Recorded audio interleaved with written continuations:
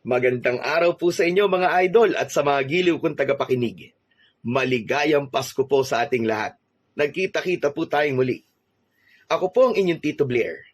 Sa araw po na ito, pakinggan po natin ang kwento ng batang si Iking. Naninirahan siya sa maliit na baryo kasama ang kanyang inang si Maricel. Mula ng isilang ito, ay hindi na ito nakaramdam ng pagmamahal ng kanyang ina at naging tampulan din ito ng tukso ng mga tulad niyang bata dahil sa trabaho ng kanyang ina. Ngunit sa kabila ng lahat, nananatiling tahimik at mabait na bata si Iking. Siya ay humuhugot ng pag-asa sa isang matandang lalaki sa kanilang lugar na umaagapay sa kanya, sa katauhan ni Mang Tasyo. Hanggang isang araw, may nagpakitang mahiwagang lalaki kay Iking na may malalaking pakpak na siyang babago sa takbo ng buhay ng bata. Kasunod nito ay ang pag-usbong ng isang misyon na susubok sa katapangan ng bata dahil sa paglabas ng mga kampon ng kadiliman na maghahatid ng kilabot sa kanilang baryo. Ano ang kanyang gagawin upang labanan ng takot at pag-aalala na kanyang nararamdaman sa kanyang mga kababaryo at para sa pinakamamahal niyang ina? Magagawa niya bang magtagumpay at makakamit niya pa kaya ang matagal niya nang dinadasal na maramdaman ang pagmamahal ng kanyang ina? Ngunit bago po ang lahat mga idol, huwag po nating kalimutan mag-subscribe at i-hit ang notification bell sa aking YouTube channel na The Voice Addict para sa mas marami pang makapigil hiningang kwentong aswang at katatakutan mula sa mundo ng kababalaghan. Umpisahan na po natin ang kwento. Sandali lang. Bakit kulang ng 2 tong pandesal na pinabili ko sa'yo? Aba, Iking, huwag mo sabihin na kinain mo. Patay, gutom ka talagang bata ka. Hindi ko po kinain, nanay. Abay, kung hindi mo kinain, kasan ang 2 pandesal? 8 piraso na nga lang ito. Nabawasan pa ng 2. Dito si po. Pinakain ko po dun sa aso kalye na nakita ko. Kawawa naman po kasi siya. Halatang gutom na gutom po. Ano ka mo? Pinakain mo lang sa aso? Ikaw talaga. Wala na nga tayong pambili ng pagkain tapos pinapakain mo pa sa aso. Hindi ka talaga nag-iisip. Pwes, hindi ka kakain ng pandesal. Magkape ka na lang ngayong umaga. Napayuko na lamang ang 12 taong gulang na si Iking sa narinig mula sa nanay niyang si Maricel. Kahit alam niya na ganun ang mangyayari, ay hindi pa rin siya nagdalawang isip na bigyan ng tinapay ang kawawang aso na nakita niya kanina sa labas matapos niyang bumili ng pandesal. Dumulog na si Iking at Maricel sa maliit nilang lamesa na nasa loob ng kanilang maliit na kubo. Nakatira sila sa isang maliit na barangay ng Malabago sa Negros Oriental. Mula nang isinilang si Iking, ay hindi na siya nakaramdam ng pagmamahal sa kanyang ina. Ayon sa mga kwentong narinig niya, noon pa man ay trabaho na ni Maricel ang pagbebenta ng aliw, kaya wala sa plano nito ang magbuntis. Ngunit isang araw ay bigla na lang nabuntis si Maricel. Sinubukan niyang ipalaglag ang bata na nasa kanyang sinapupunan. Inakala ni Maricel na nagtagumpay ito, ngunit nagulat na lang ito nang bigla na lang sumakit ang tiyan niya. Nang dalhin naman si Maricel sa ospital, ay doon ito nalaman na manganganak na siya at hindi pala ito nagtagumpay na ipalaglag ang batang dinadala niya. At doon nga isinilang ni Maricel si Iking. Para kay Maricel, isang malaking malas si Iking sa buhay niya. Kapilang ang inalmusal ni Iking habang si Maricel ay inubos ang lahat ng pandesal. Kahit nagugutom ang bata, ay hindi na nagtangka pa si Iking na humingi ng tinapay dahil alam niya na hindi siya bibigyan ng kanyang ina. Matapos kumain, ay isang malakas na dighay ang kumawala sa lalamunan ni Maricel. Hay, salamat. Busog na ako. Hoy, ikaw, Iking. Matutulog na ako, ha? Ayoko may istorbo ang tulog ko. At gusto ko, paggising ko, maayos na ang lahat at may kakainin na ako. Maliwanag ba? Opo, nanay. Ako na po ang bahala sa lahat. Matulog na po kayo. Alam ko pong puyat po kayo sa pagtatrabaho nyo kagabi. Matalim na tinignan ni Maricel si Iking bago ito humiga sa maliit na papag na nasa isang sulok. Napabuntong hininga naman si Iking habang nakatingin sa kanyang nanay Maricel. Tinanong niya ang sarili kung kailan kaya siya makakaranas ng kahit na konting pagmamahal mula sa kanyang ina. Inunang hinugasan ni Iking sa batalan ang kanilang pinagkainan. Nang matapos ay kinuha niya ang lumang palakol at nagtungo siya sa likod ng bahay para magsibak ng kahoy. Sa bawat hampas ng palakol sa kahoy ay ramdam niya ang matinding sikat ng araw. Ngunit walang reklamo si Iking kahit nakakapagod ang ginagawa niya sa araw-araw. Nang makaipon siya ng sapat na panggatong para sa araw na yon, ay ibinaba niya ang palakol at kinuha ang timba para mag-igib ng tubig sa poso na ilang metro lamang mula sa kanilang bahay. Habang bumubomba ng tubig si Iking, may ilang batang dumaan. Tumigil ang mga yon at sinimulan siyang tuksuin. Sabay-sabay na sumigaw ng pagkanta ang mga bata. Sinabi ng mga yon na ang nanay niya ay kalapating mababa ang lipad. Pokpok daw ang nanay niyang si Maricel. Hindi kumibo si Iking. Patuloy lang siya sa pagbomba ng tubig. Pinilit niyang huwag pansinin ang masasakit na salita ng mga bata. Pero ramdam niya ang kirot sa bawat biro at tawanan ng mga yun. Habang tumatawa pa ang mga bata, ay biglang dumating si Mang Tasyo na may dalang isang timba. Si Mang Tasyo ay isang matandang albularyo sa kanilang lugar. Agad na hinarap ng matanda ang mga batang nanunukso kay Iki. Ay kayo, mga batang pasaway! Ano ginagawa nyo, ha? Umalis nga kayo rito bago ko pa kayo gawin palaka. O ano, hindi kayo aalis? Mga batang hindi tinuturuan ng magandang asal. Alis! Tigilan nyo si Iking! Nagkatinginan ang mga bata at natakot. Nagmamadaling tumakbo ang mga yon palayo. Napabuntong hininga naman si Iking nang makitang wala na ang mga nanunukso sa kanya. Lumapit si Mang Tasyo at tinignan si Iking. Halos maluwa na siya ng sandaling yon. Maraming salamat po, Mang Tasyo. Hayaan mo na mga yon, Iking. Wala silang alam sa sinasabi nila. Sanay na po ako. Isa pa po, totoo naman po ang sinasabi nila tungkol sa trabaho po ni nanay. Totoo man o hindi, iyo, wala pa rin silang karapatan na tuksuin ka. Huwag kang magpapadala sa mga paninira nila. Alam ko namang mabuti kang bata. Maraming salamat po talaga, Mang Tasyo. Tumango si Mang Tasyo at bahagyang ngumiti. Nang mapuno na ni Iking ng tubig ang timba niya, ay nagpaalam na siya kay Mang Tasyo. Binuhat niya ang malaking timba pabalik sa kanilang bahay at isinalin yun sa malaking drum na nasa loob ng kanilang banyo.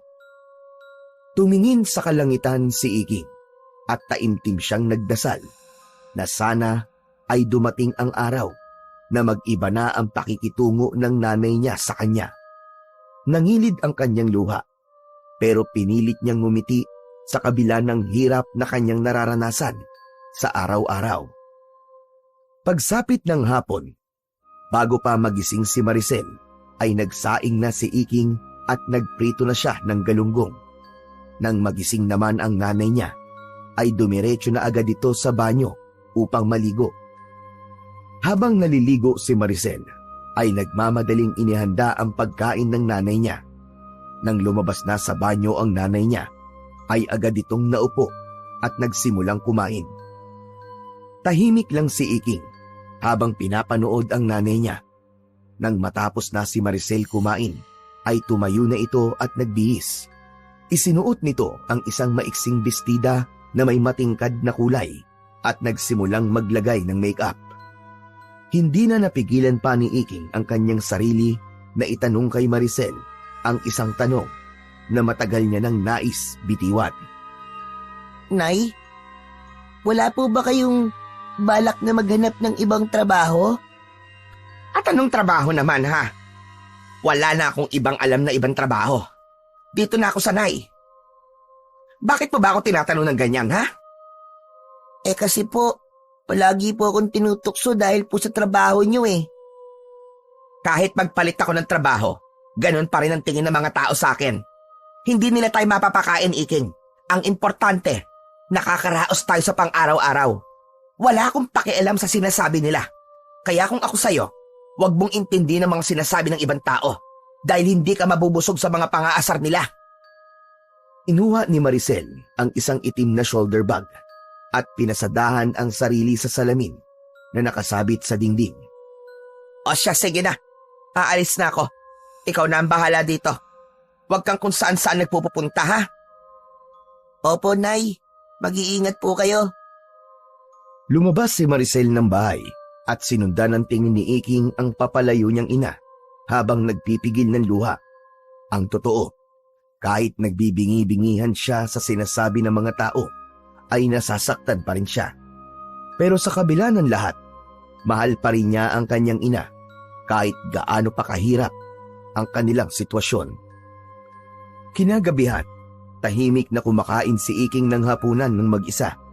Ang 2 piraso ng pritong galunggong ang ulam niya na natira sa kinain kanina ng kanyang inang si Maricel. Sanay na si Iking sa ganoong buhay, ngunit hindi pa rin siya nawawalan ng pag-asa na meron pang pagbabagong mangyayari sa pakikitungo ng nanay niya sa kanya. Habang kumakain, ay may narinig siyang mahinang pagkatok sa kanilang pinto. Iking! Iking, iho! Ako ito! Ay, sandali lang po, Mantasyo. Agad na tumayo si Iking at binuksan ang pinto. Nakita niya si Mang Tasyo na may dalang mangkok na merong umuusok na sabaw. Naparami ang luto ko na nilagang baboy, kaya dinalhan kita. Saktong-sakto po ang dating nyo kasi po kumakain po ko. Maraming salamat po, Mang Tasyo. Ay, walang anuman. Ay, oo nga pala. Kung libre ka bukas, baka pwede mo akong tulungan. May mga talahib kasi sa likod ng bahay na kailangang gapasin. Baka pwedeng ikaw na magtrabaho nun. Babayaran na lang kita. Ay sige po, Mang Tasyo. Pupuntahan ko po kayo bukas pagkatapos po ng mga gawain ko dito sa bahay. Mabuti kung ganon. Maraming salamat, Iking. O paano? Aalis na ako. Bukas mo na lang din ibalik yung mangkok. Mag-iingat ka rito, ha? Opo, maraming salamat po ulit, Mang Tasyo. Mag-iingat din po kayo. Nang makaalis na si Mang Tasyo, ay isinarado na ni Iking ang pinto. Dinala niya ang isang mangkok ng nilagang baboy sa lamesa. Sa lahat ng nakatira sa lugar nila, tanging si Mang Tasyo lamang ang nagpapakita ng kabutihan kay Iking. Kaya naman sa tuwing meron itong ipinapagawa sa kanya, ay hindi siya tumatanggi. Ipinagpatuloy niya ang pagkain at mas magaan na ang kanyang pakiramdam dahil hindi na lang pritong galunggong ang kanyang ulam sa gabing yon. Matapos maghapunan, ay nagsimula ng hugasan ni Iking ang mga pinagkainan sa batalan. Mula roon, ay tanaw niya ang likod ng kanilang bahay dahil malalaki ang awang ng kawayan na dingding nila roon. Ang ilaw mula sa gasera na nakapatong sa tabi ng batalan ang tanging nagbibigay ng liwanag sa kanya. Habang sinasabon ang isang plato, ay may umagaw ng pansin niya mula sa labas ng bahay. Napatingin siya doon at nakita ang isang lalaking nakasuot ng puting damit na nakatayo sa tabi ng puno ng saging. Nanlaki ang mga mata niya dahil merong malalaking puting pakpak ang lalaki at bahagya itong nagliliwanag sa dilim. Hindi gumagalaw ang lalaki habang nakatingin kay Iking. Muntik nang mabitiwan ni Iking ang plato sa sobrang gulat. Mabilis niyang kinusot ang kanyang mga mata at inisip na baka namamalikmata lamang siya ng mga sandaling yon. Pagmulat niya ay wala na ang lalaki, pero ramdam pa rin niya ang kakaibang presensya nito. Natigilan siya sandali at nakiramdam. Namalikmata lang ba ako? Pero bakit parang totoo siya? Labis na kinilibutan si Iking, kaya agad niyang tinapos ang kanyang ginagawa. Hindi niya na nagawang banlawan ng maayos ang mga hinuhugasan dahil sa takot niyang magpakita ulit sa kanya yung lalaking may pakpak. Agad siyang humiga sa papag at nagkulong sa manipis na kumot. Habang nakahiga, hindi nawala sa isip ni Iking ang lalaking kanyang nakita. 6:00 ng umaga nang magising si Iking. Agad siyang lumabas upang magwalis ng mga nalaglag na dahon mula sa puno ng mangga na nasa harapan ng kanilang kubo. Ayaw kasi ng nanay niya na makalat ang paligid, kaya dapat bago ito dumating ay malinis na ang lahat. Maya-maya pa ay dumating na rin si Maricel. Agad na napansin ni Iking ang mabigat na ekspresyon ng muka ng kanyang ina. Nakasimangot ito at hindi man lang siya tinapunan ng tingin. Kahit alam niyang galit ang nanay niya, pinilit niyang ngumiti at agad na pumasok ng kubo upang ipagtimpla ito ng kape. Inay, ipagtitimpla ko po kayo ng kape nyo. Hindi sumagot si Maricel. Umupo ito sa lumang bangko at isinandal ang pagod na katawan. Nilapag ni Iking ang tasa ng kape sa harap nito at tumayo siya sa harapan ng kanyang ina. Kumusta po ang trabaho nyo kagabi, Nay? Kumusta? May isa lang namang walang yang customer na nagsabi na hindi raw bagay sa akin na magsayaw sa bar. At sabi niya, ang dami kong kamot sa tiyan. Kung hindi lang ako natatakot na matanggal sa trabaho, nasabunutan ko na sana siya.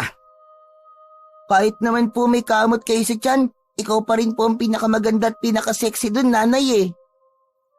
Sa tingin mo, matutuwa ako sa pambobola mo na yan? Alam mo, Iking, kasalanan mo to eh. Kung hindi ka nabuo, hindi sana magkakaroon ng kamot ang tiyan ko. Ang ganda-ganda ko noon, ang lakas ng kita ko. Pero ngayon, tingnan mo ko. Ikaw ang nagdala ng malas sa buhay ko. Peste kang bata ka. Sorry na po, Nay. Sa labis na galit ni Maricel ay kinuha nito ang tasa ng kape at ibinato sa direksyon ni Iking. Tumalsik ang mainit na kape sa braso niya. Malakas na napasigaw si Iking nang dahil sa labis sa sakit. Napahawak siya sa napasong braso habang nangingilid ang luha niya sa kanyang mga mata. Walang ekspresyon ang muka ni Maricel. Hindi man lang ito nagpakita ng awa kay Iking.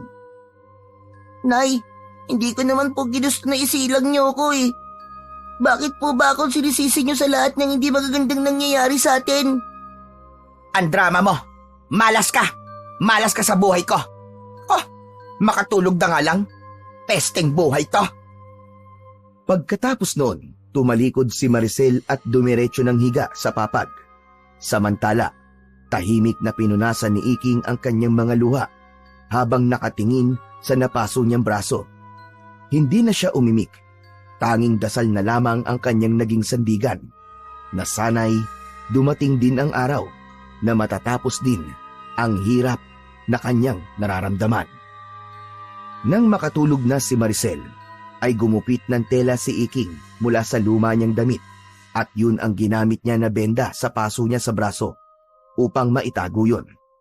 Kailangan pa niyang tapusin ang mga gawain sa bahay bago tumungo sa bahay ni Mang Tasyo. Binilisan ni Iking ang kanyang pagkilos. Nag-igib siya at siniguro niyang malinis ang bahay at bakuran nila bago siya nagpunta sa bahay ng matandang albularyo. Pagdating niya roon, ay nakita niya si Mang Tasyo sa ilalim ng puno ng mangga. Nakaupo ito habang nagkakape. Magandang umaga po, Mang Tasyo. Sisimulan ko na po ang paggapas ng talahib sa likod ng bahay niyo. Aba, ang aga mo naman, Iking. Pero mabuti na yan para maaga ka matapos. Teka, ano yung nasa braso mo? Bakit may benda ka dyan? Hindi sumagot si Iking at nag-iwas siya ng tingin kay Mang Tasyo. O Iking, bakit tayo mo magsalita? May nangyari ba? Nang hindi sumagot si Iking, ay hinila ni Mang Tasyo ang braso ni Iking at pilit inalis ang nakataling benda. Sa kabila ng pagtutol ng bata, nagawa nitong alisin ang tela at nakita nito ang paso niya roon. Bumakas ang awa sa mukha ng matanda. Si Maricel bang may gawa niyan? Ay, hindi po, Mang Tasyo. Kasalanan ko po yan. Nabuhusan ko po ang sarili ko ng mainit na tubig nang magsalin po ako sa thermos namin. Ayoko nagsisinungaling ka sa akin, Iking. Alam ko na sinasaktan ka ng nanay mo. Sigurado po ako, Mang Tasyo. Ako lang po talaga may gawa niyan sa sarili ko. Aksidente po. Napabuntong hininga si Mang Tasyo at halatang hindi kumbinsido sa pagsisinungaling ni Iking. Iking, alam mo ba na labag sa batas ang pananakit sa mga batang kagaya mo? Kung sinasaktan ka ng nanay mo, abay pwede siyang makulong ng dahil doon. Mang Tasyo, wag po. Wag po. Wag niyo pong ipakukulong si nanay. Siya lang po ang meron ako. Napakaswerte talaga ni Maricel sa'yo. Kahit sinasaktan ka niya, ay mahal na mahal mo pa rin siya. Napakabuti ng puso mong bata ka. Napailing na lang si Mang Tasyo habang may awa na nakatingin kay Iking. Sige po, Mang Tasyo. Magsisimula na po ako sa paggapas. Sigurado ka bang kaya mo? Abay may paso ka sa braso mo. Pwede mo namang gawin yun sa ibang araw kapag magaling ka na. Kaya ko po. Sa kaliwang braso naman po ang paso ko eh. Kanan po ang ginagamit ko sa paggapas. Ay kung ganon, sige. Hintayin mo ako rito at kukunin ko lang ang karit. Napabuntong hininga si Mang Tasyo. Tumayo ito at nagtungo sa gilid ng bahay. Maya-maya pa ay lumapit ito kay Iking at iniabot ang karit. Oh, gamitin mo to. Mas madali mo magagapas ang talahib gamit yan. Basta mag-iingat ka lang ha. Masyadong matalim yan. Opo, mag-iingat po ako, Mang Tasyo. Tinanggap ni Iking ang karit at bahagyang yumuko bilang pasasalamat. Tumango si Mang Tasyo at muling naupo sa ilalim ng puno ng mangga. Ipinagpatuloy nito ang pag-inom niya ng kape. Nagtungo na si Iking sa likod ng bahay ni Mang Tasyo. Agad niyang nakita ang nagtataasan na talahib na tila sumasayaw sa ihip ng hangin. Agad niyang sinimulan ang paggapas. Mabilis at maingat ang bawat galaw niya. Inisip niya na kailangan niyang matapos agad yon upang makauwi siya sa kanilang bahay kagad bago pa magising ang kanyang nanay. Ilang minuto lang ang lumipas ay halos nakalahati na kagad ni Iking ang dapat niyang gapasin. Hindi niya na ininda ang matinding sikat ng araw na tumatama sa kanyang balat. Nagpatuloy si Iking sa kanyang ginagawa. Maya-maya pa ay bigla siyang may naramdaman na matinding kirot sa kanyang kaliwang binti. Huminto muna siya at tiningnan kung ano yun. Nang hilakbot siya, nang nakita niya ang isang itim na ahas sa paanan niya. Mabilis siyang gumapang palayo. Napaupo si Iking at tiningnan ang tuklaw ng ahas sa kanyang binti. Nanlamig siya, lalo na't hindi siya sigurado kung makamandag ba o hindi ang ahas na tumuklaw sa kanya. Dahil doon ay napasigaw na si Iking upang humingi ng tulong. Mang Tasyo! Mang Tasyo, tulungan niyo po ako! Napahawak si Iking sa kanyang binti habang iniinda ang sakit. Mabilis niyang naramdaman ang pamamanhid sa paligid ng sugat. Agad na dumating si Mang Tasyo na may pag-aalala sa muka. Iking! Iking, ano nangyari? Mang Tasyo, kinagat po ako ng ahas. Dito po sa binti ko. Tinulungan ni Mang Tasyo si Iking na lumabas ng talahiban. Inakay siya nito hanggang sa makarating sa gilid ng kubo. Doon ay pinaupo nito si Iking sa isang mahabang upuan na gawa sa kawayan. Diyan ka muna, Iking. Kukunin ko lang ang gamot sa loob ng bahay. Sandali lang. Tumango si Iking at humugot ng malalim na paghinga. Nagmamadaling pumasok sa bahay nito si Mang Tasyo. Habang hinihintay niya si Mang Tasyo, napansin niyang tila may liwanag na nagmumula sa loob ng talahiban. Natigilan siya at napatingin sa direksyon ng liwanag. Mula roon, lumabas ang isang lalaki na may malalaking puting pakpak. Nakasuot ito ng puting damit at nagliliwanag ang buo nitong katawan. Hindi niya maaninag ang mukha ng lalaki dahil sa liwanag na nakabalot dito. Napatulala si Iking at hindi siya makagalaw. Ang lalaki naman ay dahan-dahang lumapit kay Iking. Hindi siya makapagsalita na parabang naengkanto siya ng sandaling yon. Pagkalapit ng lalaki, hinawakan nito ang binti ni Iking kung saan naroon ang kagat ng ahas. At sa isang iglap, naramdaman ni Iking ang lamig na bumalot sa sugat niya. Napansin niyang nawala ang pamamanhid nun, at nang alisin ng lalaki ang kamay nito roon, ay wala na ang kagat ng ahas. Sunod na hinawakan ng lalaki ang paso sa braso ni Iking. Nakaramdam siya ng kaunting init at nang alisin nito ang kamay sa kanyang braso, ay nawala na rin ang kanyang paso doon. Nakatitig lang si Iking sa lalaki. Hindi siya makapaniwala sa kanyang nasaksiyan. Ang lalaki ay ngumiti sa kanya, ngunit hindi pa rin niya maaninag ang kabuuan ng mukha nito. Tumalikod ang lalaki at dahan-dahang bumalik sa talayban hanggang sa tuluyan yung nawala sa kanyang paningin. Ilang minuto nang wala ang lalaki, ngunit nanatiling nakatulala pa rin si Iking.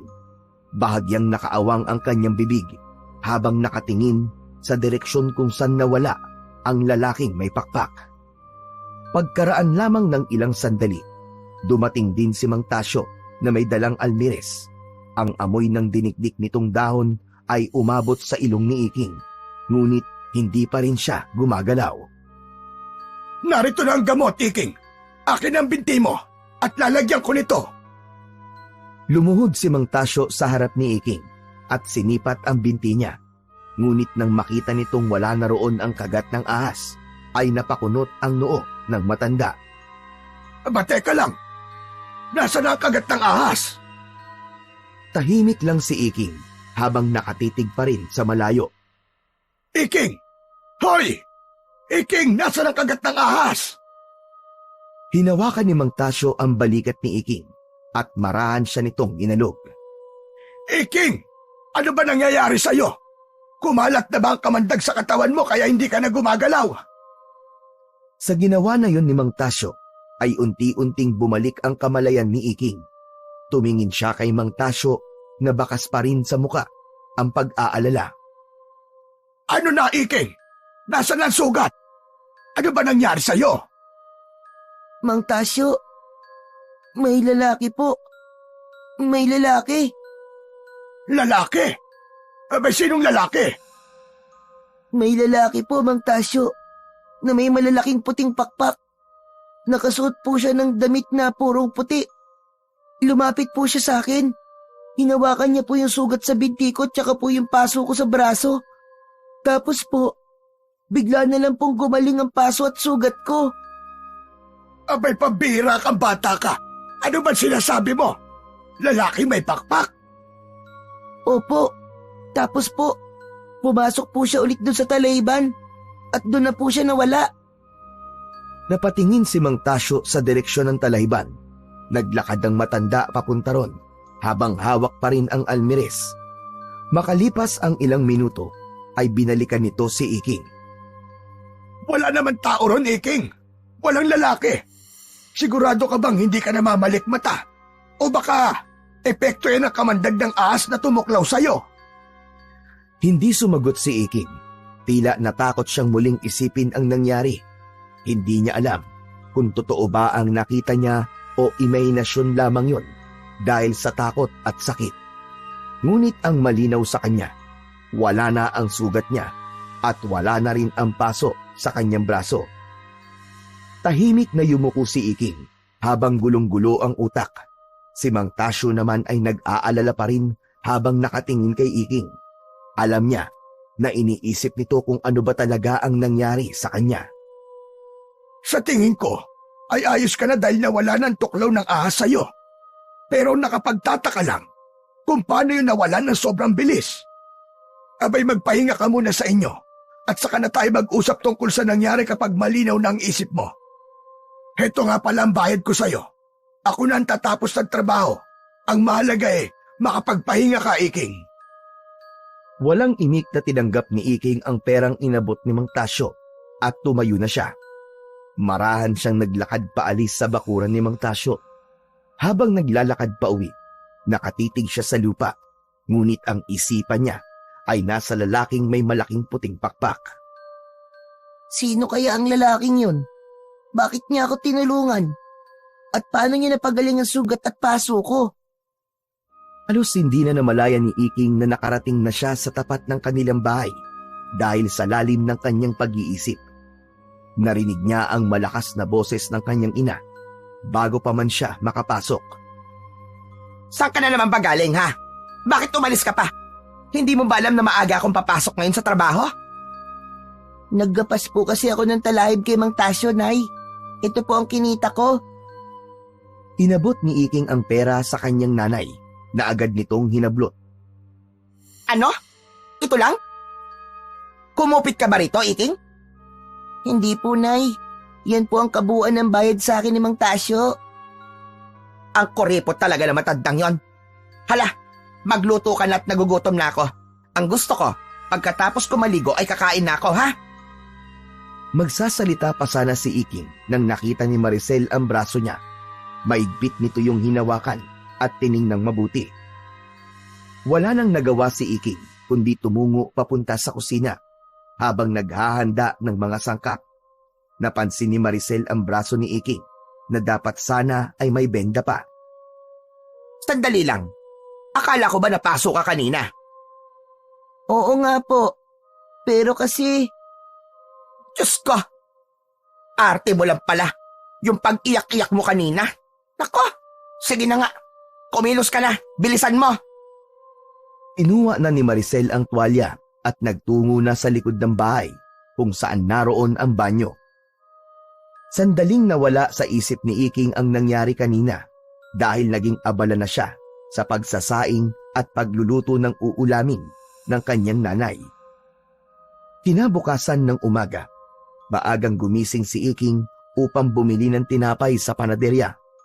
Wala pa ang nanay niya, pero alam niya na anumang oras ay uuwi na yun, kaya dapat ay meron na siyang maihahandang almusal bago pa yun dumating. Habang nakapila, ay narinig ni Iking ang pag-uusap ng dalawang nanay na nasa kanyang likuran. Hindi naman niya ugali na makinig sa usapan ng matatanda, pero sadyang malakas talaga ang boses ng dalawa. Ayon sa isang nanay, ay may nakita raw na aswang sa dulong bahagi ng kanilang barangay. Muntik na raw mabiktima ang isang buntis. Mabuti na lang daw at nakasigaw ang buntis at nagising ang asawa nito na natutulog, kaya naitaboy kagad ang aswang. Sabi naman ng isa pang nanay ay nakakatakot yun dahil mukhang meron na ngang aswang sa lugar nila na dati ay sa kabilang barangay lang umaatake. May takot na lumukob sa dibdib ni Iking. Matapos niyang mabayaran at makuha ang biniling tinapay, ay nagmamadali na siyang umuwi sa kanilang bahay. Naabutan niya roon si Maricel na nagbubura ng make-up sa harap ng salamin. Mabuti naman at dumating ka na. Sige na, maghain ka na at ipagtimpla mo na ako ng kape para makakain na ako. Mabilis na sinunod ni Iking si Maricel. Maya-maya ay kumakain na sila ng almusal. Hindi pa rin nawala sa isip niya ang narinig niyang usapan ng dalawang nanay sa panaderya. Nay, may narinig po akong usapan kanina sa panaderya. May nakita raw po na aswang kagabi dito po sa barangay natin. Muntik na raw po mabiktima yung buntis dun sa dulo. Ay nako, nagpapaniwala ka sa mga ganyang-ganyang kwento. Hindi totoo ang mga aswang-aswang na yan. Pero Nay, parang totoo po kasi. Aswang? Sa panahon ngayon, kung ano-ano na lang ang pinaniniwalaan mo. Tumigil ka na nga sa katangahan mo dahil nakakairita ka na. Pero Nay, Tama na Iking. Tatakutin mo lang ang sarili mo kung magpapaniwala ka sa mga ganyang kwento. Tumigil ka na, Iking, ha? Baka gusto mong hagisan ulit kita ng kumukulong kape. Hindi na muling nagsalita pa si Iking. Tumungo siya at ipinagpatuloy ang pagkain. Bagamat sinabi ng nanay niya na hindi totoo ang aswang, ay nanatili pa rin ang kaba at takot sa kanyang dibdib. Habang natutulog ang nanay ni Iking, ay sinimulan na kagad niya ang mga dapat niyang gawin.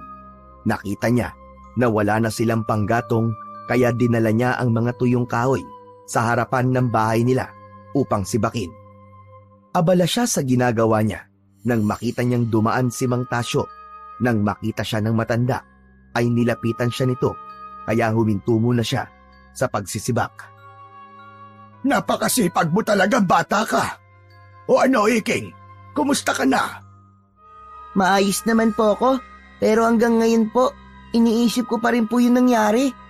Hindi ko po alam kung totoo ba talaga yung lalaking may pakpak na nakita ko. Kaya lang po, kung hindi po siya totoo, paano naman gumaling bigla ang kagat ng ahas at saka yung paso ko? Alam mo, Iking, kahit ako'y nahihiwagaan rin, hindi ko rin kayang ipaliwanag ang nangyari. Isipin na lang natin na sadyang maraming bagay sa mundo na mahirap unawain at ipaliwanag. Pero may isa pa akong sasabihin sa'yo. Narinig mo na ba yung nangyari kagabi? Yung tungkol po ba sa aswang na umatake sa buntis dun po sa dulo? Oo, tama ka.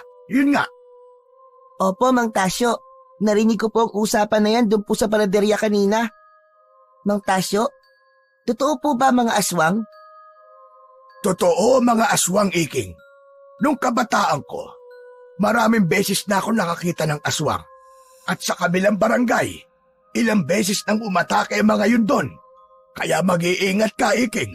Huwag kang gagala ng 10 oras ng gabi at siguraduhin mong palagi nakasarado ang bahay nyo, lalo na sa gabi.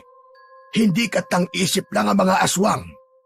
Nagsimula na naman silang umatake kagabi at sigurado ko na masusundan pa yon. Habang patuloy na nag-uusap sina Iking at Mang Tasyo, ay bigla nilang narinig ang malakas na sigaw ni Maricel mula sa bintana ng kanilang bahay. Mang Tasyo! Ano yung naririnig ko na sinasabi mo kay Iking, ha? Tigilan mo nga yan? Kaya kung ano-anong pinaniniwalaan ng batang yan dahil sa'yo eh.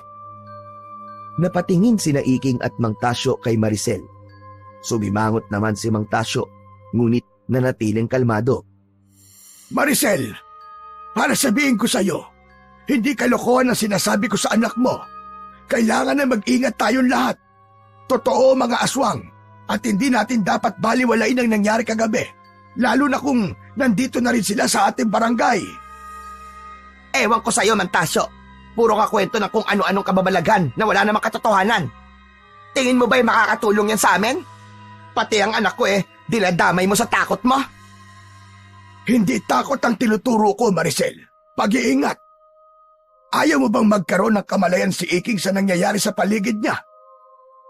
Kung hindi ka maniniwala, ay magiging kampante ka at hindi ka na magkakaroon ng pag-iingat. Tama na, Mang Tasyo. Sarilinin mo na lang ang paniniwala mo sa mga aswang. Total mukha ka namang aswang eh. Nay, tama na po. Nagkwekwentuhan lang naman po kami ni Mang Tasyo eh. Tumahimik ka. Huwag kang maniniwala sa mga kasinungalingan lumalabas sa bibig ng Mang Tasyo na yan, ha? Hindi kasinungalingan ang katotohanan, Maricel. Nagsasabi lang ako ng totoo para makapaghanda kayo. Kung ayaw mo maniwala, bahala ka. Pero tandaan mo itong sasabihin ko sa'yo. Huwag sanang ikaw ang susunod na maging biktima bago ka maniwala. Tumikhim si Mang Tasyo at bumaling kay Iking. Iking, mag-iingat ka palagi ah. Kung may kakaiba kang mapansin, huwag kang mag-atubiling sabihin sa akin. Tumango si Iking habang bakas sa mukha niya ang pagkalito at kaba. Tumalikod na si Mang Tasyo, ngunit bago ito tuluyang makaalis, ay muling sumigaw si Maricel. Huwag ka nang babalik dito, Mang Tasyo!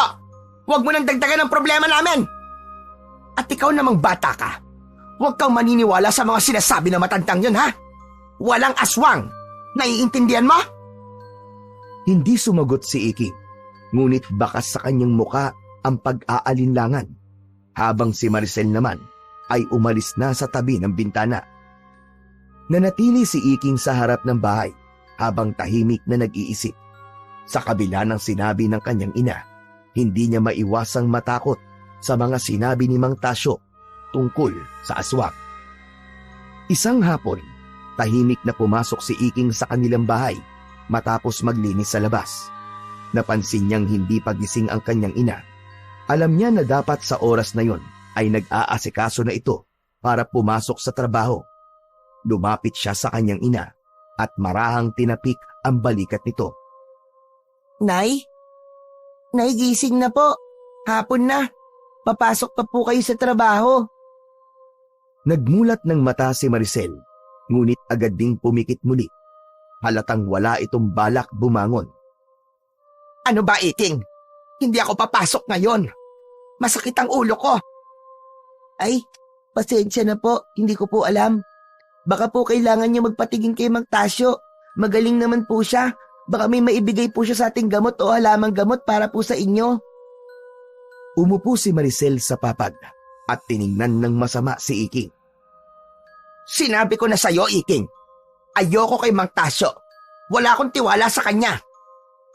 Pero Nay, magaling po talaga si Mang Tasyo. Marami na po siya natulungan dito sa atin. Wala naman po mawawala kung susubukan nyo lang eh. Ako ba talaga ginagalit mo, Iking? Sumasakit na nga ang ulo ko. Pinipilit mo pa ako sa bagay na ayaw ko. O sige po Nay, kung ayaw niyo po kay Mang Tasyo, bibili na lang po ako ng gamot sa tindahan. Wag na, Iking. Ayokong gumastos para dyan. Pahinga lang ang kailangan ko. Wag mo na akong istorbohin. Sige po Nay, magpahinga na lang po kayo. Kung kailangan niyo po ng kahit na ano, tawagin niyo lang po ako Nay.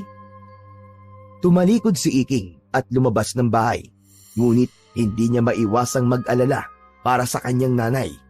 Inisip niya kung tama ba ang desisyon niya na hayaan na lang ang kanyang ina o subukang kumbinsihin ulit ito. Sa labas ng bahay ay hindi pa rin maalis ang pag-aalala ng Iking para sa kanyang ina. Kilala niya ito kapag may sakit. Hindi ito nagsasabi kung malala na ang lagay nito. Kahit sinasabi nito na kaya nito, ay alam niya na hindi talaga nito kaya. Kaya nagdesisyon siya na humingi na ng tulong kay Mang Tasyo dahil ang matanda lamang ang maaasahan niya pagdating sa ganung bagay.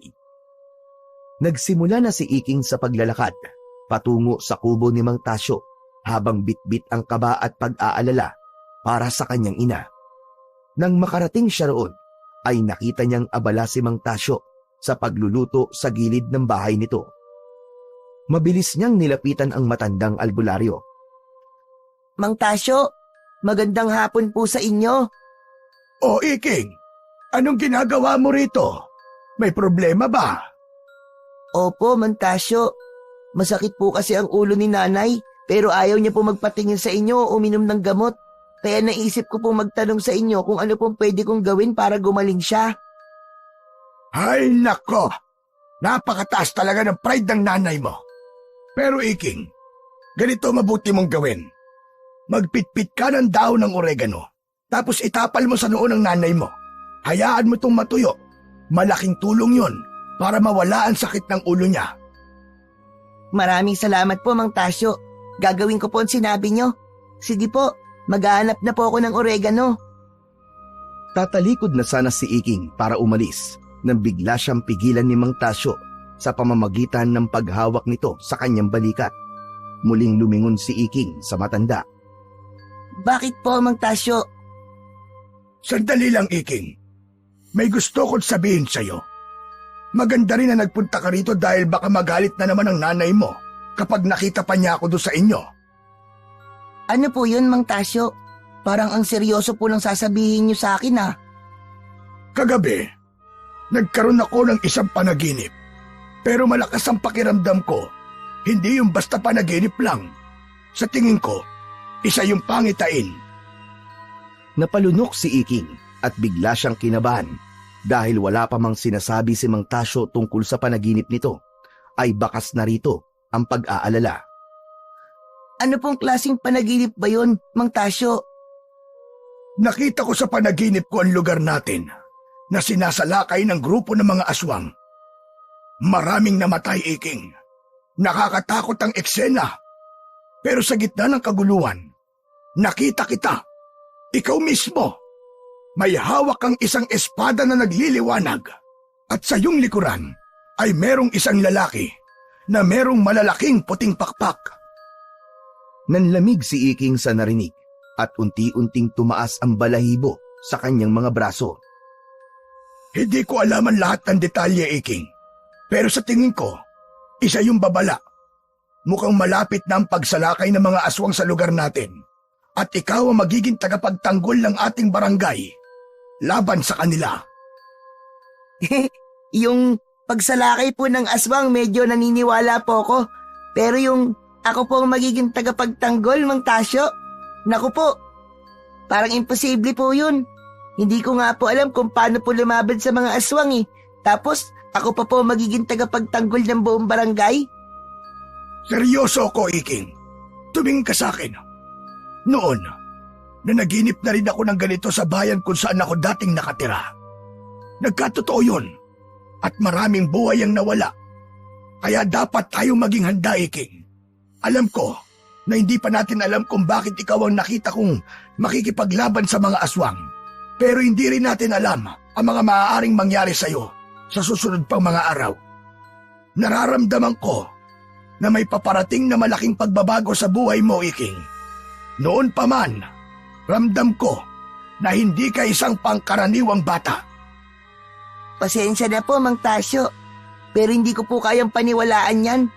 Sige po, mauna na po ako. Maghanap pa po kasi ako ng daon ng oregano. Maraming salamat po ulit. Umalis si Iking na litong-lito ang isipan. Isinantabi niya muna ang mga sinabi ni Mang Tasyo at ang paghahanap ng halamang gamot para sa kanyang ina ang pinagtuunan muna niya ng pansin. Matapos makipag-usap kay Mang Tasyo ay naglakad-lakad na si Iking. Palingalinga siya sa paligid habang umaasa na may halaman ng oregano siya na makikita. Hanggang sa napahinto siya sa tapat ng bahay ng kanilang kapitbahay na si Aling Bebang. Nakita niya ang nakatanim na oregano sa harap ng bahay nito. Tinawag niya si Aling Bebang at nang lumabas ang ali ay agad niyang sinabi ang kanyang pakay. Hindi naman nagdalawang isip si Aling Bebang na hayaan si Iking na kumuha ng ilang piraso ng dahon ng oregano mula sa tanim nito. Labis na nagpasalamat si Iking kay Aling Bebang. 3 piraso ng dahon ng oregano ang kinuha niya at umuwi na siya sa kanilang bahay. Pagdating doon ay marahan niyang binuksan ng pinto dahil alam niyang natutulog ang kanyang nanay. Hindi nga siya nagkamali dahil nakita niyang mahimbing na natutulog si Maricel sa kanilang papag. Nagtungo siya sa kusina at doon ay pinitpit niya ang dahon ng oregano gamit ang hawakan ng kutsilyo. Matapos yun ay lumapit siya sa kanyang ina. Maingat niyang itinapal ang mga dahon sa noo ni Maricel, ngunit bigla na lang itong nagising. Agad na bumakas ang galit sa mukha ni Maricel nang makita si Iking. Nagulat pa si Iking at bahagya siyang napalayo. Anong ginagawa mo sa akin? Pasensya na po, Nay. Ang sabi po kasi ni Mang Tasyo, makakatulong daw po yung dahon ng oregano sa sakit ng ulo nyo. Hindi ka talaga marunong makaintinding bata ka, no? Sinabi ko nang hayaan mo ko. Ang tigas talaga ng ulo mo. Kinuha ni Maricel ang dahon sa noo nito at isinaksak nito yun sa loob ng bibig ni Iking. Kung gusto mo, ikaw ang gumamit niyan. O sige, sige, lulukin mo, kainin mo. Peste kang bata ka. Hindi alam ni Iking ang kanyang gagawin. Napaluwa siya sa sakit ng sinabi at ginawa ng kanyang ina. Tumayo siya at tumakbo sa isang sulok at hindi niya na nakayang pigilan pa ang mapaiyak. Hindi ko kailangan ng pagmamalasakit mo. Umalis ka munang bata ka at baka hindi na talaga ako makapagtimpi sa'yo. Sa takot ni Iking ay tumakbo siya palabas ng bahay. Naupo siya sa ilalim ng puno ng mangga habang pinipigilan niya ang kanyang pag-iyak. Hindi niya nais maabala ang pagtulog ni Maricel. Ang gusto niya lang ay mawala ang pananakit ng ulo nito. Ngunit tila kahit na anong gawin niya sa kanyang nanay, ay tila masama pa rin at mali sa paningin ni Maricel. Halos 10:00 na ng gabi, ngunit gising na gising pa rin si Iking. Nakahiga siya sa sahig na may latag na banig. Patuloy siyang nag-aalala sa kalagayan ng kanyang ina, lalo na't ayaw nitong kumain kanina dahil wala itong gana. Napalingon siya sa kanyang nanay na nakahiga sa papag at napansin niyang nakabaluktot ito at nanginginig. Bumangon siya at nilapitan ito. Maingat niyang hinawakan ang noo ni Maricel. Nanlaki ang kanyang mga mata nang maramdaman niya na sobrang init nito. Napakataas po ng lagnat nyo, Nay. Kailangan nyo na pong uminom ng gamot. Nag-isip si Iking ng gagawin hanggang sa nakita niya ang pitaka ng nanay niya na nakapatong sa ibabaw ng lamesa. Mabilis niyang dinampot ang pitaka at kumuha doon ng pera. Nagmamadali siyang lumabas ng bahay, ngunit pagdating niya sa pinakamalapit na tindahan ay sarado na yon. Nagpatuloy sa paglalakad si Iking habang nagdadasal na sana ay may makita pa siyang bukas sa tindahan sa oras na yon. Wala nang mga tao sa paligid at tanging ilaw lang ng poste ang nagbibigay liwanag sa kanyang daanan. Kailangan ko talaga makabili ng gamot. Hindi ko pwedeng pabayaan si nanay at baka kung mapano siya. Nagpatuloy siya hanggang makarating sa kabilang barangay. Sa dulo ng isang kalye, nakita niya ang isang tindahan na papasarado na. May isang lalaki na nagtatanggal na ng mga paninda mula sa labas ng tindahan. Mabilis na tumakbo si Iking papunta sa naturang tindahan. Kuya, sandali lang po. Nang marinig siya ng lalaki, ay lumingon yun sa kanya. Nang makalapit siya, ay tinanong nito kung ano ang kailangan niya. Kuya, may gamot po ba kayo para sa lagnat? Pangmatanda po. Kumuha naman agad ng gamot ang lalaki mula sa loob ng tindahan. Pagkabigay ng lalaki ay nagbayad na kagad si Iking matapos sabihin ng lalaki ang presyo. Agad na tumakbo si Iking pabalik sa kanilang bahay, dala ang gamot at ang pag-asa na sana ay gumaling na ang kanyang ina. Habang tumatakbo siya sa isang madilim na bahagi ng kalsada, ay biglang may tumambad sa kanyang harapan. Isang nilalang na matangkad, payat at may matutulis na kuko. Ang mukha nito ay kahindik-hindik. Meron itong mapupula at nanlilisik na mga mata. Nanlamig si Iking at napaatras nang mapagtanto niya na isang aswang ang nasa kanyang harapan. Hindi siya makapagsalita sa sobrang takot. Humakbang ang aswang palapit kay Iking. Alam ni Iking na sa sandaling malapitan siya ng aswang, ayun na ang kanyang katapusan. Kaya hindi na siya nagdalawang isip na tumakbo palayo sa aswang. Ngunit bago pa siya makalayo, ay may isa pang aswang na lumitaw sa kanyang harapan. Nanginig si Iking dahil sa sobrang takot. Nang sandaling yon, ay napapagitnaan na siya ng dalawang aswang na mukhang gutom na gutom. Hanggang sa dalawang aswang pa ang lumabas mula sa dilim. Napalibutan na siya ng 4 na aswang. Pakiramdam niya ay yun na ang kanyang katapusan. Parang awa niyo na po. Huwag niyo po akong papatayin. Kailangan ko po makauwi. Dala po ang gamot ng nanay ko. Parang awa niyo na po. Ngunit imbis na makinig sa kanya, nagsimula ng umusad ang mga aswang palapit kay Iking. Ang mga kukot-ngipin na mga ito ay kumikislap sa liwanag ng buwan. Ilang dipa na lang ang layo ng mga aswang kay Iking nang isang nakakasilaw na liwanag ang lumitaw sa harapan ni Iking. Nasilaw at napaatras sa mga aswang dahil sa liwanag na yon. Mula sa liwanag na yon ay nabuo ang isang lalaking may malalaking puting pakpak. Napaatras sa mga aswang nang makita ang mahiwagang lalaki. Humarap ang lalaki kay Iking at sa unang pagkakataon ay nakita niya ang mukha ng lalaking may pakpak. Ang balat nito ay maputi at ang mga mata nito ay kulay asul. Ang buhok nito ay may malalaking kulot na umaabot sa batok nito. Napamaang si Iking sa lalaki at sandali niyang nakalimutan ang takot sa mga aswang.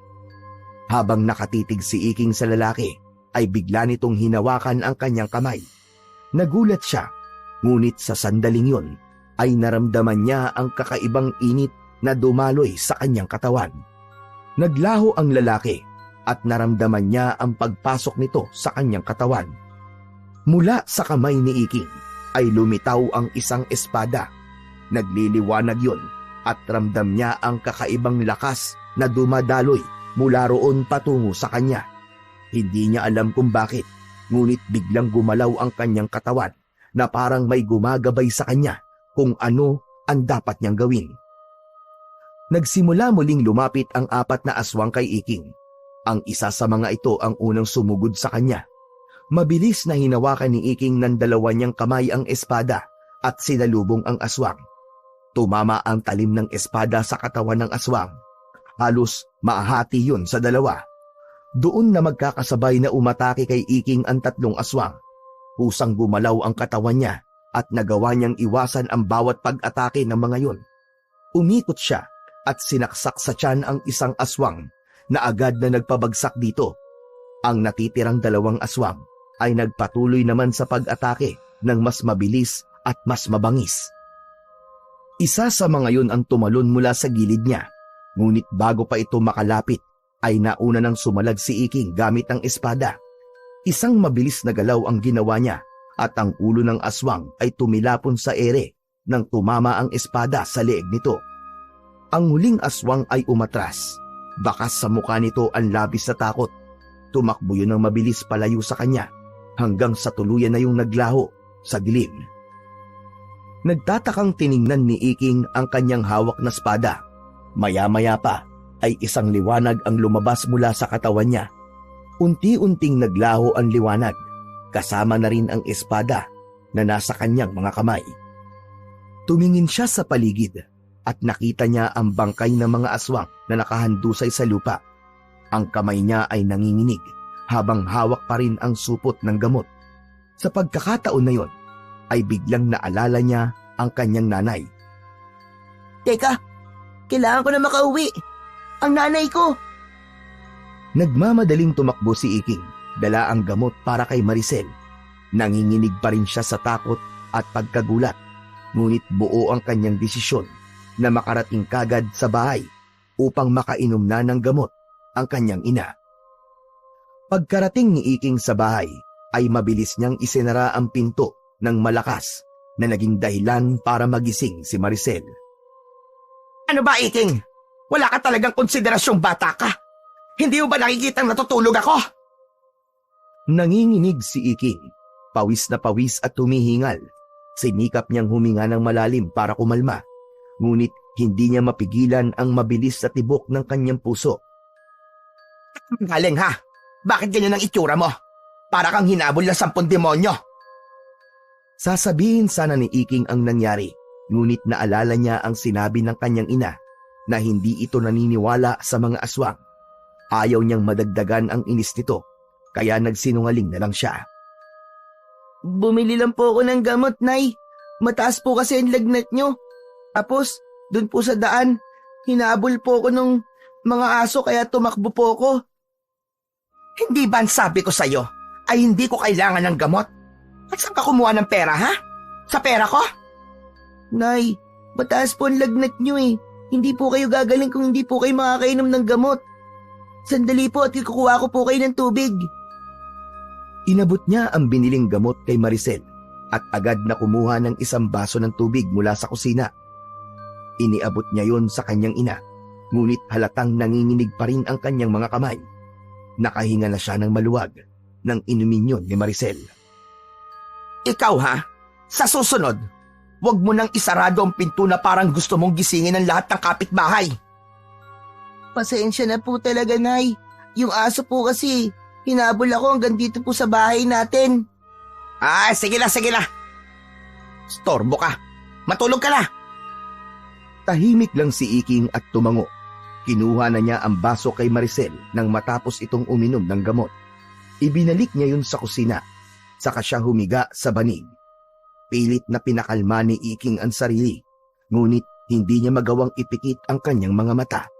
Ang imahe ng 4 na aswang na umatake sa kanya, ang lalaking may pakpak at ang espada na nagmula sa kanyang mga kamay ay paulit-ulit na bumabalik sa kanyang isipan.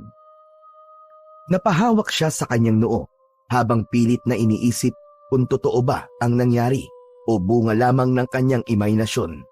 Ngunit ang pawis sa kanyang katawan, ang pananakit ng kanyang mga braso at ang pagkamatay ng mga aswang ay nagpapatunay na totoo ang lahat. Hindi niya alam kung paano niya haharapin ang mga susunod na araw, lalo na't tila may malaking bagay na nakatakdang mangyari at alam niyang magiging bahagi siya noon. Sumapit na ang umaga, ngunit gising pa rin si Iking. Nakatulala siya sa kawalan habang nakahiga sa banig. Ang liwanag ng araw na tumatagos sa mga siwang ng dingding ay nagbigay ng kaunting init sa malamig na simoy ng umaga. Mabigat pa rin ang kanyang dibdib at ang imahe ng mga aswang na napatay niya ay naglalaro pa rin sa kanyang isipan. Napansin niyang bumangon si Maricel mula sa higaan nito. Dahil doon ay tumayo na rin si Iking at mabilis na lumapit sa ina. Nay, kumusta na po ang pakiramdam niyo? Mabuti-buti na. Medyo nawala lang sakit ng ulo ko. Bumaba na rin ang lagnat ko. Umasa si Iking na makakarinig siya ng salitang salamat mula sa kanyang ina. Ngunit walang anumang pasasalamat na lumabas sa mga bibig nito. Bumili ka na nga ng pandesal. Eto ang pera. Bilisan mo at nagugutom na ako. Huwag ka lang kung saan-saan pumunta, ha? Opo, nanay. Mabilis lang po ako. Iniabot ni Maricel ang isang buong 50 kay Iking. Kinuha niya yun at pilit na itinago ang lungkot dahil hindi man lang nagpasalamat si Maricel sa kanya. Kung hindi kasi dahil sa kanya, ay hindi ito makakainom ng gamot nung nakaraang gabi habang inaapoy ito ng lagnat. Paano ko ba nagawa yun? Bakit parang kusang gumalaw ang katawan ko? At sino ba talaga ang lalaking yun? Pinilit niyang sagutin ang sarili niyang tanong, ngunit wala siyang makuhang malinaw na sagot. Pakiramdam niya tuloy ay naghahanap siya ng isang piraso ng karayom sa isang tambak ng mga dayami. Pagdating ni Iking sa panaderya ay marami ng tao ang naroon upang bumili. Pumila na agad siya at naamoy niya ang bango ng bagong lutong pandesal. Habang nakapila si Iking ay hindi sinasadya na narinig niya ang pag-uusap ng dalawang babae sa tabi sa unahan niya. Ayon sa isang babae ay may natagpuan na 3 patay na aswang kaninang madaling araw ang mga tanod. Sinabi ng isa na narinig nga nito ang kwentong yun at mukhang meron na raw silang tagapagligtas laban sa mga aswang. Habang pinakikinggan ng usapan ng dalawang nanay, nakaramdam ng kakaibang saya si Iking. Naramdaman niya sa boses ng dalawang babae ang pag-asa at ang tiwalang may nagtatanggol na sa kanila. Sa kabila ng mga tanong sa kanyang isip, naramdaman niya ang kakaibang init sa kanyang dibdib. Isang damdaming hindi niya kailanman naramdaman noon. Ang pakiramdam na sa kabila ng takot at pagdududa ay may naitulong siyang mabuti sa iba. Natapos na sa pila si Iking at iniabot na niya ang pera sa tindera. Habang hinihintay ang sukli, ay muling sumagi sa isipan niya ang lalaking may pakpak. Hanggang sa sandaling yun kasi, ay wala pa rin siyang ideya kung sino o ano ba talaga ang naturang lalaki. Pagkakuha ni Iking ng sukli at pandesal, ay nagsimula na siyang maglakad pauwi. Ngunit sa bawat takbang niya, ay unti-unti niyang nararamdaman ang bigat ng bagong responsibilidad na tila dahan-dahang ipinapasan sa kanya ng tadhana. Kinagabihan, mag-isa na naman si Iking sa kanilang kubo habang ang nanay niya ay nasa bayan at nagtatrabaho.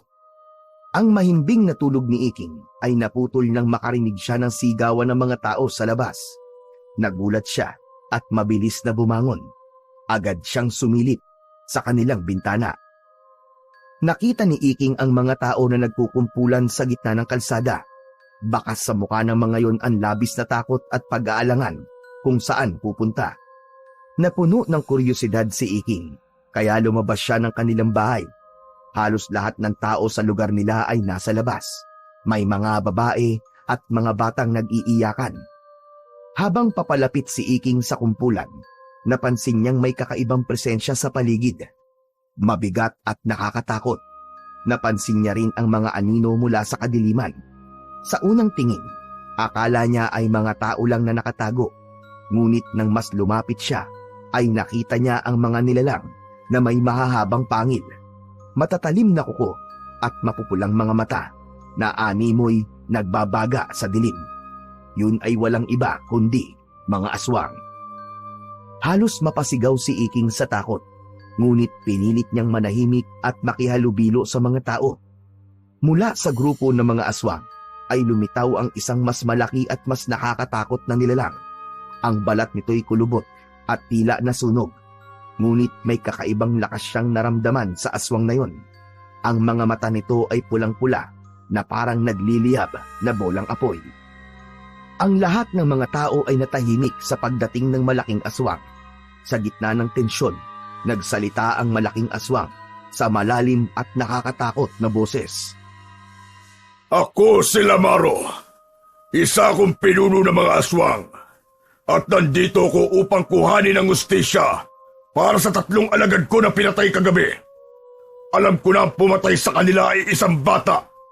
Isang duwag na bata na nagtatago ngayon sa akin. Nagtinginan ang mga tao sa isa't isa. Halatang walang ideya kung sino ang tinutukoy na bata ni Lamaro.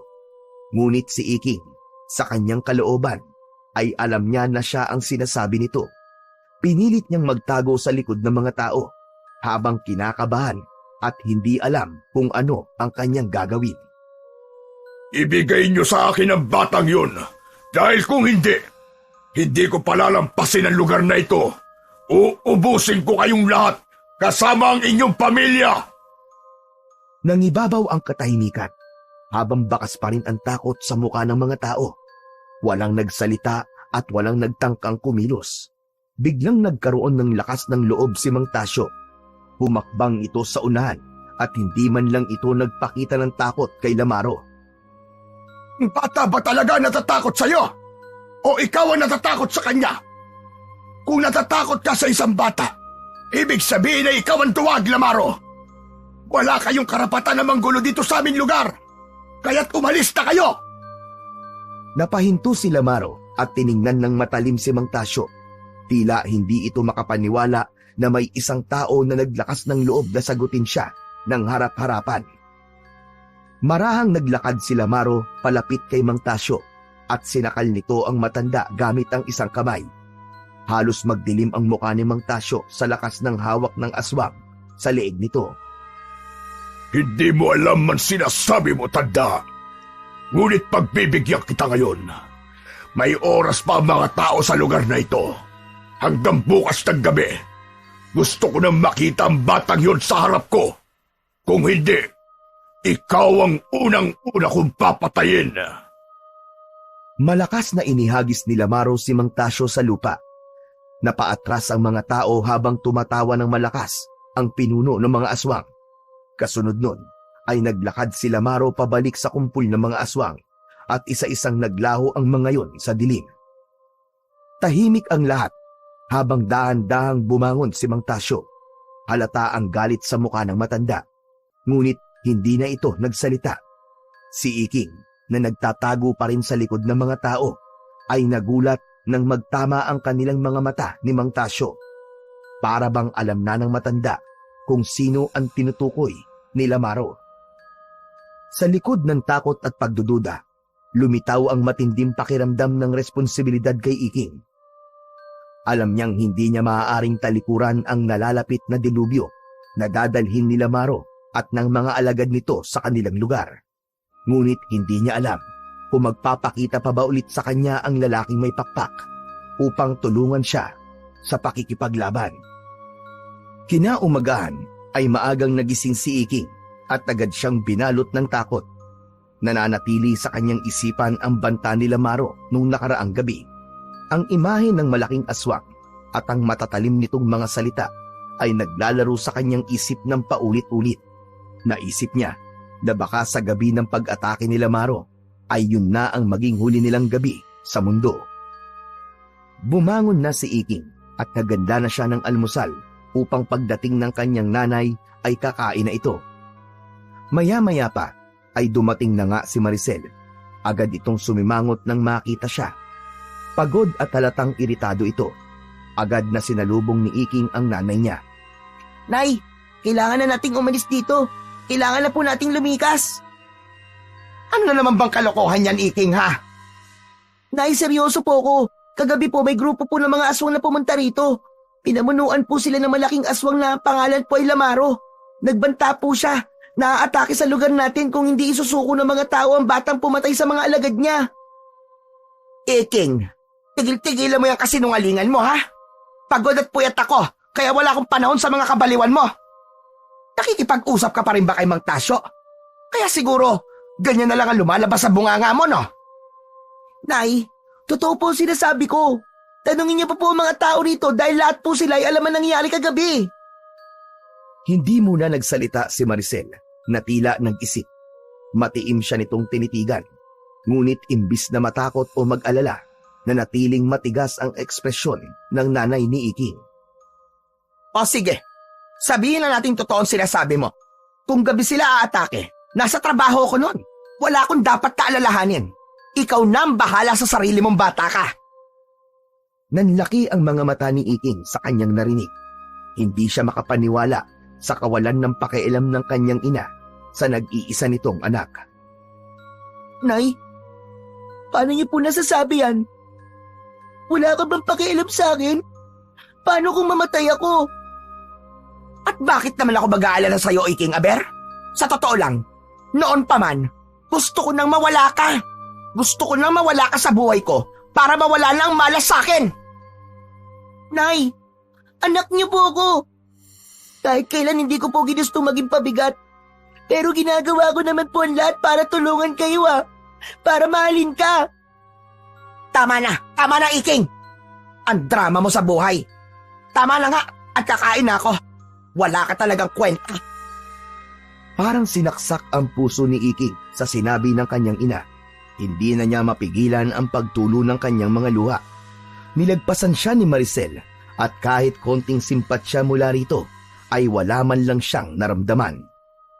Tahimik na umupo si Iking habang pigil ang paghikbi. Inasahan niya na magiging kakampi niya si Maricel sa ganong sitwasyon, pero napagtanto niya na kahit mamatay siya ay wala pa rin itong pakialam sa kanya. Ngunit naisip ni Iking na hindi man siya mahal ng kanyang ina, hindi ibig sabihin nun na wala na siyang halaga. Sa kabila ng lahat, alam niyang may dahilan kung bakit siya isinilang sa mundo at yun ang magpapatunay sa nanay niya na mali ito sa pag-aakala na wala siyang halaga. Matapos mag-almusal ay agad na natulog si Maricel habang si Iking naman ay sinimulan na ang mga dapat niyang gawin para sa araw na yon. Inuna niyang walisin ang sahig at magligpit ng kalat sa kanilang bahay. Matapos yun, nagtungo siya sa banyo at napansin niyang halos ubos na ang tubig sa drum nila. Kinuha niya ang timba at dumiretso sa poso. Patuloy pa rin niyang iniisip ang banta nila Maro sa kanilang lugar. Habang abala sa pagbomba ng tubig, biglang naramdaman ni Iking ang presensya ng isang tao. Lumingon siya at nakita si Mang Tasyo na naglalakad palapit sa kanya. Huminto ito sa tabi niya. Seryoso ang mukha ng matanda at parang may importanteng bagay itong sasabihin. Iking iyo, magsabi ka sa akin ng totoo. Ikaw ba ang batang hinahanap nila Maro? Hindi po Mang Tasyo. Wala po akong alam sa sinasabi niyo. Ngunit nanatili si Mang Tasyo na nakatitig sa kanya na parang binabasa ang kanyang isipan. Malakas ang kutob ko na ikaw ngayon, Iking. Hindi ito bastang hinala lang. Kagabi, muli kitang napanaginipan. Ano pong panaginip yon, Mang Tasyo? Nakita kitang nakikipaglaban sa mga aswang. May hawak ang espada. Isang makapangyarihang sandata na hindi ko pa kailanman nakita. Hindi naman po lahat ng panaginip ay totoo, Mang Tasyo. Pero iba kapag ako na naginip, Iking. Hindi ito panahon para magtago ka ng katotohanan. Kung ikaw nga talaga ang batang yon, sabihin mo na sa akin para mas matulungan kita. Nag-iwas ng tingin si Iking kay Mang Tasyo. Hindi niya kayang salubungin ang mga mata nito dahil tila binabasa nito kung nagsasabi ba siya ng totoo o hindi. Iking, huling tanong na ito. Ikaw ba ang batang hinahanap nila Maro? Huwag kang magsisinungaling sa akin. Kailangan kong malaman ang buong katotohanan. Tumigil si Iking sa pagbomba ng poso. Pinunasan niya ang pawis sa noo at muling tumingin kay Mang Tasyo. Ang mga mata niya ay punong-puno ng kaba, ngunit alam niyang hindi siya pwedeng magsinungaling sa matanda. Opo, Mang Tasyo. Ako po ang batang pumatay sa mga alagad nila Maro. Pero paano mo yun nagawa, Iking? Ano nangyari nung gabing yon? Sa totoo lang po, Mang Tasyo, hindi ko rin po talaga alam . Akala ko po ay katapusan ko na nga. Pero bigla pong sumapi sa akin ng isang lalaki na may malalaking puting pakpak. Siya rin po yung lalaki na nagpagalim po ng paso ko at nung tuklawin po ako ng ahas. Naramdaman ko po ang kakaibang lakas ng sumapi po siya sa akin. At bigla na lang pong may lumitaw po na espada sa kamay ko. Parang hindi nga po ako kumikilos ng sandaling yun, Mang Tasyo. Mali ang pangitain ko, Iking. Ikaw nga ang nakita ko sa panaginip ko. Ikaw ang magiging tagapagtanggol natin laban sa mga aswang. Hindi ito isang aksidente lang. Pinili ka ng tadhana. Pero natatakot po ako, Mang Tasyo. Kung sila Maro po mga kalaban ko, paano ko po siya matatalo? Ramdam ko po ang lakas niya kagabi. Napakalakas niya. Hindi ko po alam kung kaya ko siya.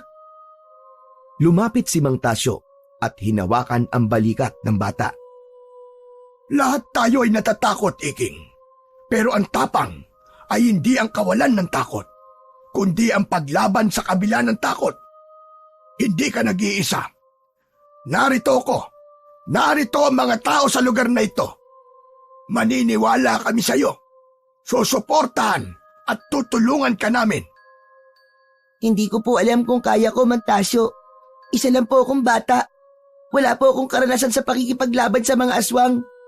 Paano ko po haharapin ang tulad nila, Maro? Iking, makinig ka sa akin. Minsan ang mga tagapagtanggol ay hindi ang pinakamatatapang o pinakamalalakas. Sila ang may malasakit, may puso, at may kagustuang iligtas ang iba kahit na alam nilang delikado. At ikaw yon, Iking. At sa puso ko, naniniwala ako na kaya mo. Hindi nakapagsalita si Iking. Tumungo siya at naramdaman niyang kahit paano ay may bahagyang lakas na pumasok sa kanyang kalooban buwat sa mga sinabi ni Mang Tasyo.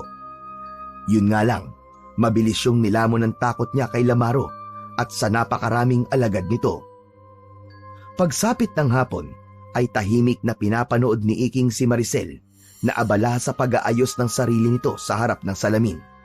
Nang matapos si Maricel, ay diretso itong lumabas ng bahay at hindi man lang nag-abalang magpaalam kay Iking. Pinagmasdan naman ni Iking ang papalayong si Maricel. Biglang sumikip ang dibdib niya nang maalala na mamayang gabi na babalik si Lamaro sa kanilang barangay. Alam niya na hindi nagbibiro si Lamaro sa sinabi nito na uubusin nito ang lahat ng mga tao na nakatira sa kanilang barangay. Pinilit niyang kumbinsihin ang sarili na dapat siyang lumaban, ngunit hindi niya magawang maging matapang dahil hindi siya sigurado kung muli siyang tutulungan ng lalaking may pakpak o kung kaya ba niya talagang talunin si Lamaro. Sa labas ng bahay ni Iking ay dahan-dahang nilamon ng dilim ang lugar. Isa-isa nang nagsindi ng ilaw ang mga kapitbahay nila. Samantalang si Iking ay nanatili sa loob ng kanilang bahay habang sinusubukang labanan ang kanyang takot na nararamdaman. Hanggang sa sumapit na ang gabi, nakahiga si Iking sa banig habang nakatitig lang sa kawalan. Nakikiramdam siya sa bawat tunog na naririnig niya sa labas. Ang kaluskos ng mga dahon, ang kahol ng mga aso mula sa di kalayuan, at ang pag-ihip ng hangin na tila nagbabadya ng parating na panganib. Sa gitna ng pag-iisip ni Iking, ay may isang liwanag ang lumitaw sa kanyang paanan. Napabalikwas siya at tumayo. Mula sa liwanag ay unti-unting lumitaw ang lalaking may malalaking pakpak. Ngunit sa pagkakataong yun ay wala nang takot na naramdaman si Iking sa lalaki. O na naman? Sino ka ba talaga? Bakit po palagi ka nagpapakita sa akin? Ako si Yael, ang iyong gabay na anghel. Binabantayan kita simula pa nung nasa sinapupunan ka pa lamang ng iyong ina. Ganon? Ibig sabihin, guardian angel kita? Iyon ba ang ibig mong sabihin? Ama ka. Nung ikaw ay nasa sinapupunan pa lamang ng iyong ina, sinubukan kanyang alisin sa mundo. Ngunit ako ang pumigil na mangyari yun dahil nakatakda na sa'yo na maging tagapagligtas. Ako ang nagligtas sa'yo noon Alam kong may magandang layunin ang iyong buhay. Hindi ka isang aksidente, Iking. Ikaw ang hinirang na magtatanggol sa mga taong minamahal mo, laban sa kasamaan. Hindi agad nakapagsalita si Iking. Napaluwa siya sa labis na pasasalamat kay Yael. Salamat po, Anghel Yael. Kung wala ka pala ay malamang wala na ako ngayon dito sa mundo. Pero bakit ka palagi nagpapakita sa akin? Ano po ba talaga ang gusto niyong gawin ko? Iking, parating na sila, Maro. Hindi ka pwedeng tumalikod sa nakatakda para sa'yo. Kailangan mong tumayo at ipagtanggol ang mga tao. Ngunit higit sa lahat, ipagtanggol ang iyong sarili. Ikaw ang pinili. At nandito ako upang tulungan at gabayan ka. Pero hindi ko po kaya. Napakalakas po nila, Maro. Isa pa, bata lang po ako. Paano po ako lalaban? Hinawakan ni Yael ang balikat ni Iking at tumingin ito ng diretso sa kanyang mga mata. Wala kang dapat ikatakot, Iking. Ang lakas ay hindi lamang nasa espada o sa katawan. Nasa puso ito at sa paniniwala mo sa iyong sarili. Ako ang gabay mo at hindi kita iiwan kailanman. Ang kailangan mo lang gawin ay tanggapin ako ng bukal sa iyong puso. Kapag nagkaisa ang ating kalooban, magkakaroon ka ng lakas na hindi mo kailanman inakala na meron ka pala. Natigilan si Iking, ngunit bago siya nakapagsalita, ay narinig na niya ang ingay mula sa labas. May mga taong sumisigaw at umiiyak. Ang iba naman ay humihingi ng saklolo. Nanginig ang katawan ni Iking dahil alam niya na sa oras na yon ay nagsisimula na ang pag-atake ni Maro sa kanilang lugar. Ngayon na ang oras, Iking. Kailangan mo nang magdesisyon. Ang mga tao ay nangangailangan ng tulong mo. Pero natatakot ako, Anghel Yael. Hindi ko kaya. Magtiwala ka, Iking. Hindi ka nag-iisa. Narito ako. Habang nagpapatuloy ang kaguluhan sa labas, nanatiling nakatayo si Iking. Nakatingin siya kay Yael habang pilit na nilalabanan ang takot sa kanyang puso. Maya-maya pa ay biglang bumukas ang pinto at nagmamadaling pumasok si Maricel. Bakas ang labis na pag-aalala sa mukha nito. Nilagpasan ni Maricel si Yael ng isang indikasyon na hindi nito nakikita ang gabay na anghel ni Iking. Nagulat si Iking nang bigla siyang niyakap ng kanyang nanay. Diyos ko, anak! Salamat at buhay ka pa! Nanay, bakit ka po nandito? Hindi ka na po muna dapat bumalik dito, Nay. Hindi ko pala kaya, anak. Sinubukan kong huwag mag-alala sa'yo. Sinubukan kong kumbinsin ang sarili ko na pabayaan ka. Pero hindi ko pala kaya, anak. Anak kita, Iking. Hindi ko kayang talikuran ka. Lalo na ngayon. Kumalas si Maricel ng pagkakayakap kay Iking at tiningnan siya nito habang may mga luwang naglalandas sa pisngi nito. Naluwa na rin si Iking sa narinig. Sa unang pagkakataon, naramdaman niya ang init ng pagmamalasakit ng kanyang ina. Salamat po, Nay. Hindi ko po inakala na darating po ang araw na to. Maraming salamat po. Iking, anak. Saka na tayo magdrama. Maraming aswang sa labas. Kailangan na nating tumakas. Bilisan mo! Biglang nawasak ang bintana ng kanilang bahay at isang aswang ang pumasok sa loob. Agad nitong hinila si Maricel palabas ng bahay. Nanay! Nanay! Tumakas ka na, Iking! Huwag mo akong intindihan! Nais sanang tulungan ni Iking si Maricel, ngunit patuloy na naghari ang takot sa kanya ng sandaling yon. Iking, oras na para magdesisyon ka. Pumapayag na ako, Yael. Pumasok ka na sa katawan ko. Tumango si Yael. Inilihad nito ang isa nitong kamay. Walang pag-aatubiling hinawakan ni Iking ang kamay ni Yael. Isang matinding liwanag ang bumalot sa buong katawan ni Iking. Ang liwanag ay unti-unting naglaho at si Yael ay tuluyang pumasok sa katawan ni Iking. Naramdaman ni Iking ang isang malakas na agos ng enerhiya na tila nagpapalakas sa bawat parte ng kanyang katawan. Mas malakas yun kaysa sa unang pagkakataon na sumanib si Yael sa kanya. Agad na lumabas si Iking ng bahay at nakita niya ang nanay niya na nakikipagpambuno sa aswang. Bitiwan mo ang nanay ko! Napalingon ang aswang kay Iking. Mabilis siyang tumakbo palapit sa aswang at sinaksak niya ito sa likod gamit ang espada. Nang mabitiwan nito si Maricel, ay sa kanya tinusok sa batok ng aswang ang espada na agad nitong ikinasawi. Iking anak, paano mo nagawa yon? At saan galing ang espada mo? Sa ako na po ipapaliwanag, Nay. Magtago na po muna kayo. May laban lang po akong kailangan tapusin. Bago pa makasagot si Maricel, ay mabilis na naglakad si Iking papunta sa direksyon ng kaguluhan.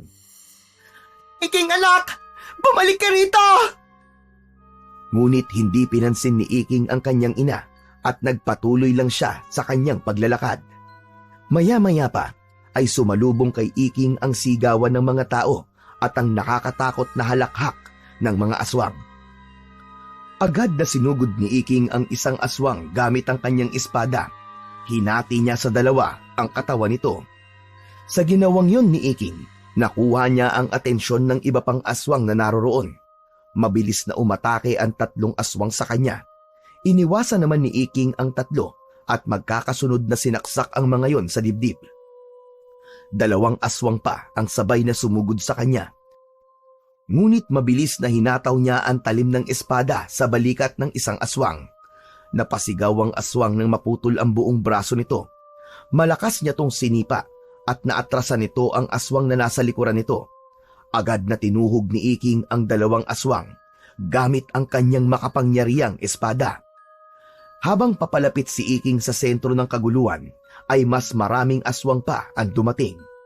2 aswang ang sabay na tumalon mula sa itaas, ngunit hinampas ni Iking ang mga yon gamit ang kanyang espada. Nahati ang 2 aswang sa gitna. Sunod-sunod na dumating ang mga aswang, ngunit nanatili si Iking sa pakikipaglaban na parabang hindi siya nakakaramdam ng kahit na anong pagod. Huminto lang sa pakikipaglaban si Iking nang makita niya ang pagdating ni Lamaro. Maging ang mga alagad nito ay tumigil din sa pag-atake upang bigyan ito ng daan.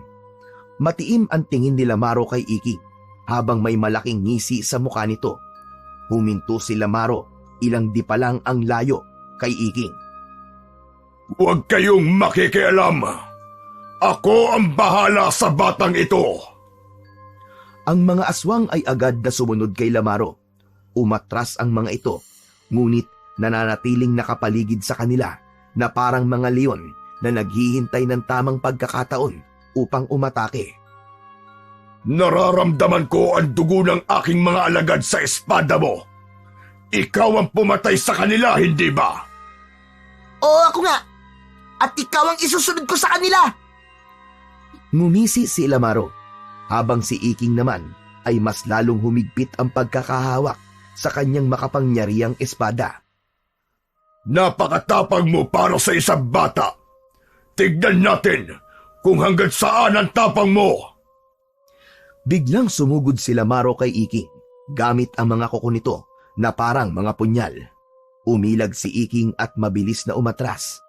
Agad siyang umatake at hinambalos niya ang kanyang espada, ngunit sinalubong lamang yun ni Lamaro ng bisig nito na tila bakal sa tigas.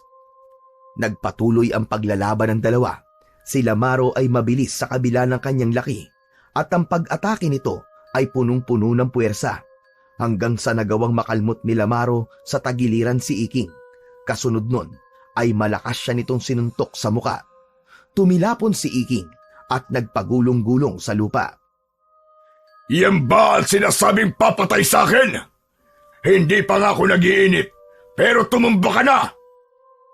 Hindi mo ako matatalo, Lamaro. Mabilis na tumayo si Iking at sinugod niya ang pinuno ng mga aswang. Sa bawat galaw niya ay ramdam niya ang paggabay sa kanya ni Yael mula sa loob ng kanyang katawan.